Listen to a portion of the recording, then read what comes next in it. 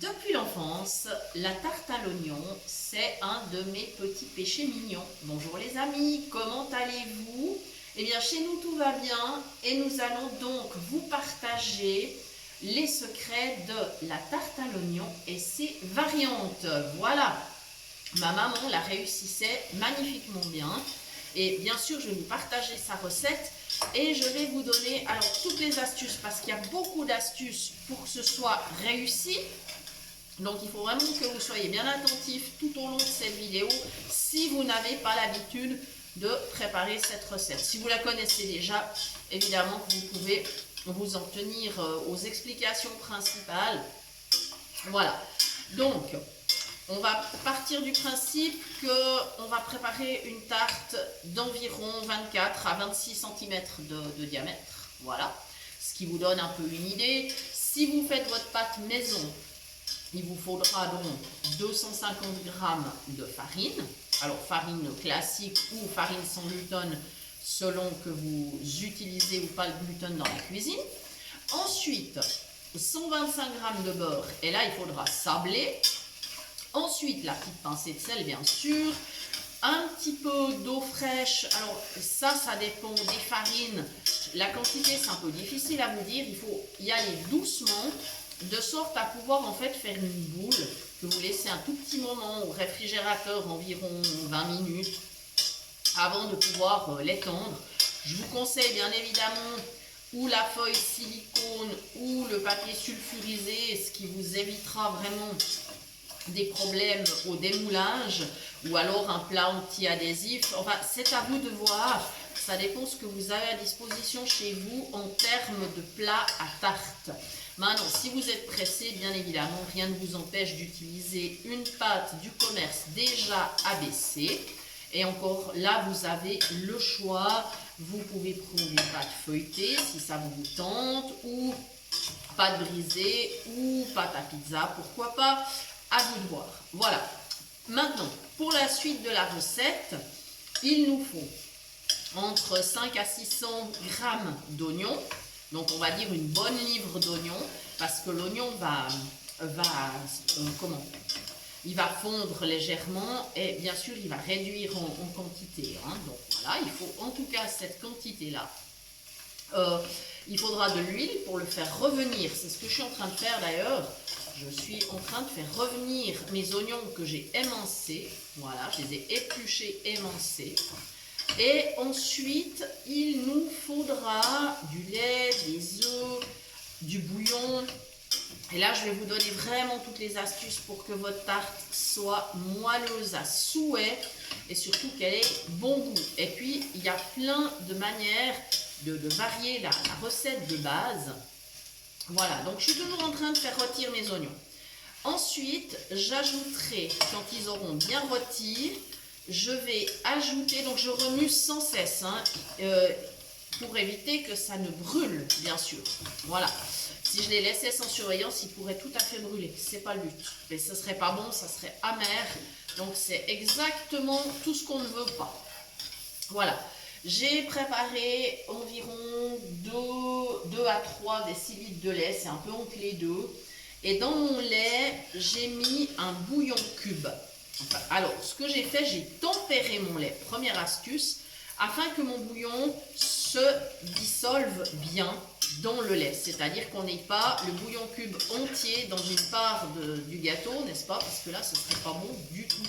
Donc, on laisse dissoudre le bouillon dans du lait tempéré. Et ça, c'est prêt à côté, là, dans mon petit pichet. J'ai cassé 3 œufs. Ces œufs, ils seront rajoutés au dernier moment avant de mettre comment on va dire, mon mélange, l'appareil avec les oignons sur la pâte. Ce sera vraiment au tout dernier moment et ce sera hors du feu afin que les œufs ne coagulent pas. Maintenant, si vous souhaitez, vous pouvez donc utiliser un bouillon cube ou une cuillère à café de bouillon en poudre. Ou alors, si vous n'aimez pas, ou si vous n'utilisez pas le bouillon dans votre cuisine, du sel à la place ou de la sauce soja. Vous avez beaucoup de... Excuse-moi de t'interrompre, tu veux déplacer un petit peu ta casserole en haut.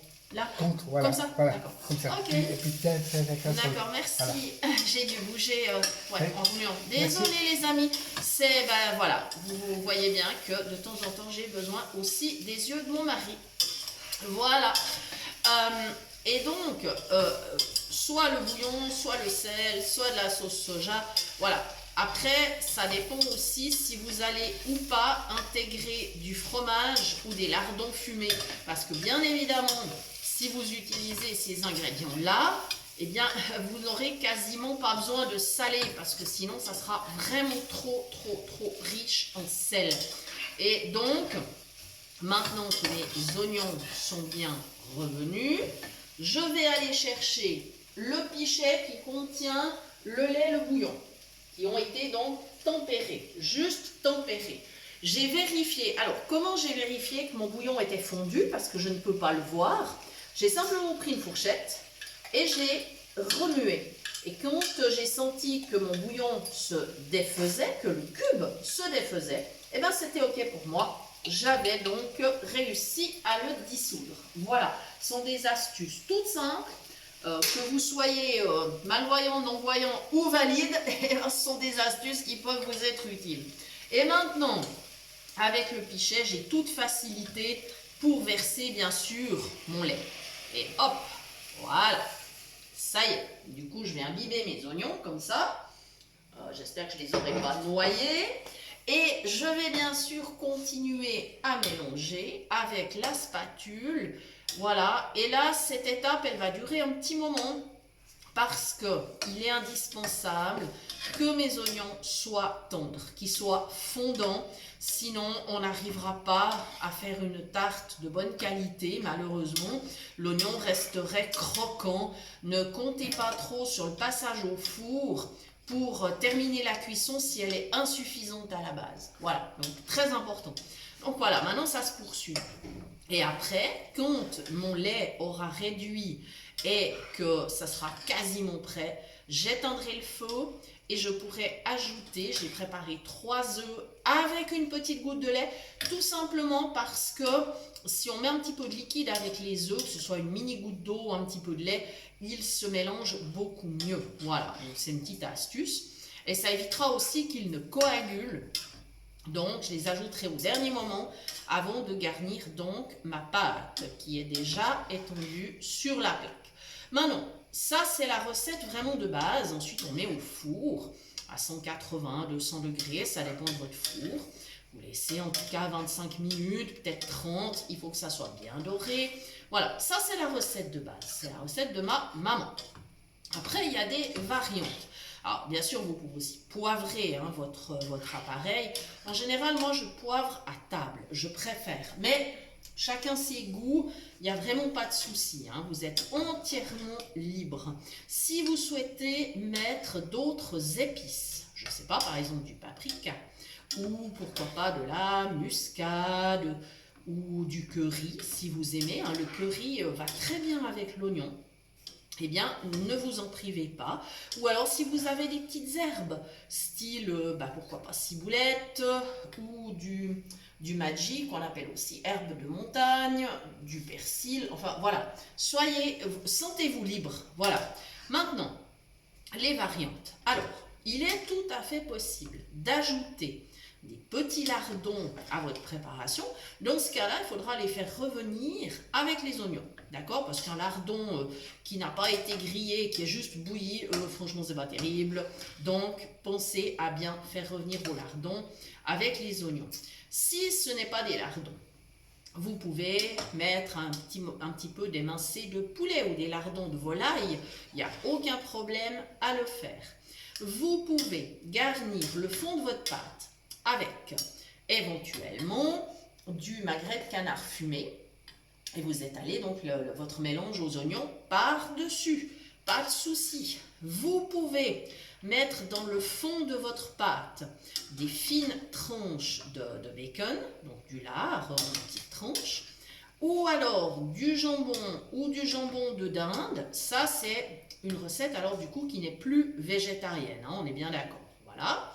Vous pouvez ajouter à votre mélange aux oignons un petit peu de fromage râpé. La quantité, c'est selon vos goûts et ce sera au tout dernier moment, c'est-à-dire après avoir ajouté vos œufs, c'est-à-dire hors du feu. Là, avant de mettre sur la plaque, vous ajouterez votre fromage râpé. Voilà, mettez-en pas trop, je dirais 100 grammes, 100, 150 grammes. Ça sera largement suffisant, sinon votre appareil sera trop épais. Vous aurez beaucoup plus de mal à obtenir une texture bien moelleuse. Voilà, donc je crois que j'ai fait un petit peu le tour. Il y a encore une dernière variante, oui, que vous pouvez faire. Ça, c'est pour les jours de fête. Hein. C'est vraiment, vous pouvez tout à fait, par exemple, juste avant la fin de la cuisson de votre tarte, pendant qu'elle est encore dans le four, poêler des petites tranches de foie gras et au moment de servir, les disposer sur votre tarte. Alors ça, c'est réservé bien sûr aux jours de fête. Nous sommes d'accord. C'est une variante possible. Voilà, donc je crois que là j'ai vraiment fait le tour. Que pouvez-vous servir avec cette tarte à l'oignon? Eh bien vous pouvez servir de la salade ou un petit potage de légumes. Voilà, ça c'est une possibilité. C'est vrai qu'avec la salade c'est franchement génial. Salade verte ou mélange de salade, enfin ce qui vous fait plaisir.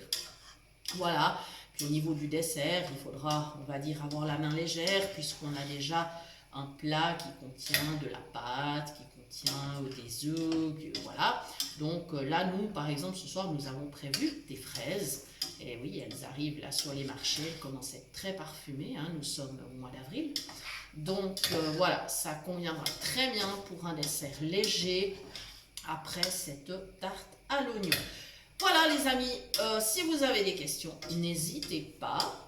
Et je vous rappelle que vous pouvez toujours nous suivre sur nos pages Facebook. Vous pouvez nous suivre également, bien sûr, sur cette chaîne. Et vous pouvez nous écrire à l'adresse suivante, cuisinepratique@mail.ch. Nous vous répondrons avec grand plaisir, si possible dans un délai pas trop éloigné. On fait notre maximum et c'est pas toujours facile, on a aussi beaucoup à faire. Il suffit pas de tourner les vidéos et de les poster, il y a tout un travail à faire à côté. Voilà, donc merci en tout cas de nous avoir suivis et à très bientôt pour de nouvelles idées cuisine.